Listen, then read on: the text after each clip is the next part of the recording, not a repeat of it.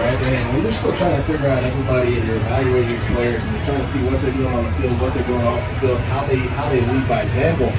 I'll give you an example. You walk through 2005, my sophomore year. You had a coaching change. You had Urban Meyer come in. We had a really talented football team. We won 2 big games, really, Kentucky and Tennessee, early in the season with 2-0 in the SEC. You go on the road to Alabama and you got absolutely destroyed. And I don't mean that lightly. We got destroyed. Like 31-3, Tyrone Proctor and that Alabama team just tore us apart. And it was like a humbling moment, right? Well, if you play guitar, you probably get that's right, yeah, that's right. And you know what? Sean. We got humbled again that season at South Carolina. In the same year, we got humbled again on the road at LSU.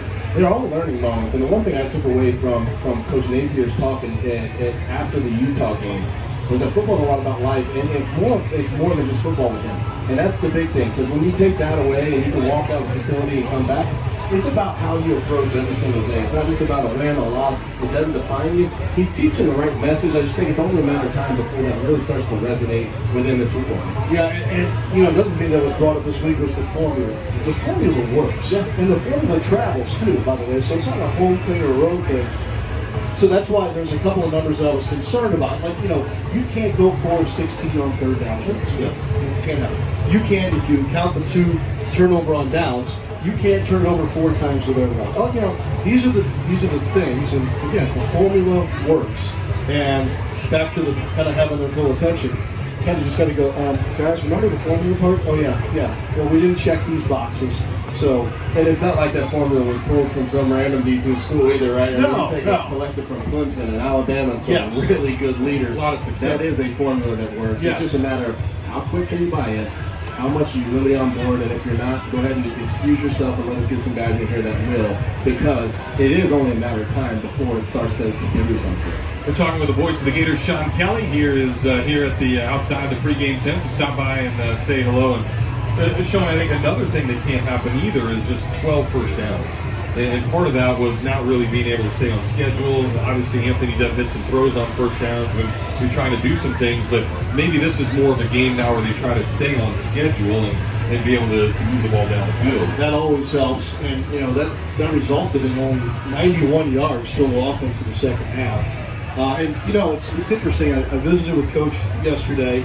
We'll hear part of that visit, obviously, a little bit later before kickoff tonight. But you know, I brought up this third quarter thing, and I'm going to say that he wasn't kind of having it, but we talked about it's a small sample size. The bottom line, though, is even though it's a small sample size, you haven't scored in the third quarter, and you haven't necessarily stopped anybody in the third quarter either. So I'd like to see that also improve tonight before we jump back into conference play. And Tate, too, that would be a mindset. And, you know, obviously I haven't been in a football locker room at halftime, but, you know, you sometimes, even in a baseball dugout, you get a coach that comes up to you and, you know, maybe in the 5th or 6th inning when you're on a start, hey, you need to do this now to get some energy for the next couple of innings. I would assume it's sort of the same thing. It's now up to those guys to say, hey, let's get jump started, let's come out and play well here to get going. Well, I don't want to jump too far ahead, right? You're talking about 2 ranked opponents in the first 2 games of the season. Yeah. We've got a home crowd. There's still a lot to be seen out of this Gator team before I really start critiquing second half play, because then you get into the strength and conditioning staff and really calling out somebody in particular, and I don't necessarily want to do that either. I would say we saw this last year. We had trouble in the second quarter last year. I think that was our quarter where we did not put points on the board, and it's just the ebbs and flows of a college season. I think for me, the bigger thing is, you talked about being behind schedule. You got to find a way to win on first down, right? That sets you up for third down success in those manageable situations. Not only that, I think that you just got to find a way, and I had a coach used to tell us, it's not your choice. You cannot take a play off, right? I need 4 to 6 seconds of relentless effort every single play. If we need to get you a breather, we rotate some guys in, but you have to be able to go every single play. Doesn't matter who you are. If you're a freshman, sophomore, junior, senior, you've been playing for 3 years, you've been playing for 3 games, you got to find a way to go every single snap. I think that's the bigger conversation here for this Gator team. Sure.